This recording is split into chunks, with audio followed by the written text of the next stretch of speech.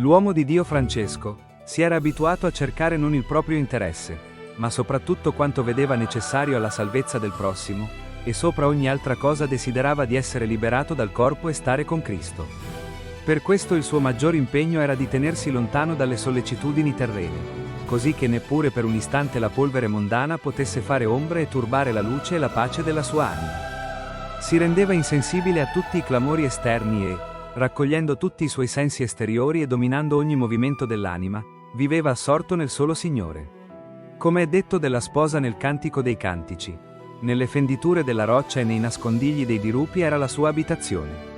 Veramente con gioiosa devozione egli s'aggirava tra le dimore celesti, e in completo annientamento di sé, dimorava a lungo come nascosto nelle piaghe del Salvatore.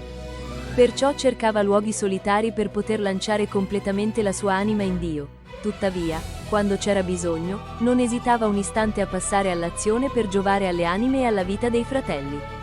Suo porto sicuro era la preghiera non di qualche minuto, o vuota, o pretenziosa, ma profondamente devota, umile e prolungata il più possibile. Se la iniziava la sera, a stento riusciva a staccarsene il mattino. Era sempre intento alla preghiera, quando camminava e quando sedeva, quando mangiava e quando beveva.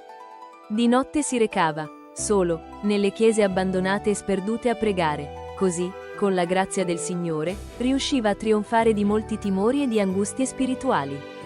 In quei luoghi, doveva lottare corpo a corpo col demonio, che l'affrontava per spaventarlo non solo con tentazioni interiori, ma anche esteriormente con strepiti e rovine.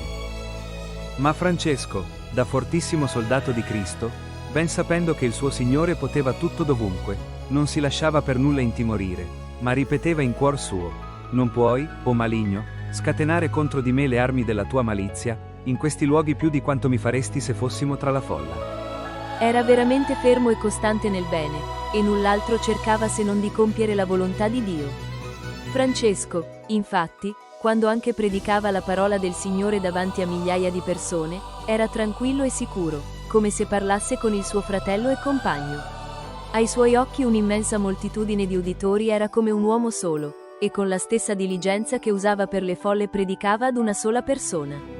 Dalla purezza del suo cuore attingeva la sicurezza della sua parola, e anche invitato all'improvviso, sapeva dire cose mirabili e mai udite prima. Quando invece si preparava prima accuratamente il discorso, gli poteva accadere che al momento di pronunciarlo, non ricordasse più una parola né altro poteva dire. Allora confessava a tutti candidamente e senza rossore, che aveva preparato tante cose, ma le aveva tutte dimenticate. Ed ecco, all'improvviso parlava con tanta eloquenza da incantare gli uditori. Altre volte gli capitava di non riuscire a parlare affatto. Allora congedava l'uditorio con la benedizione, e questo valeva più che se avesse tenuto una lunga predica.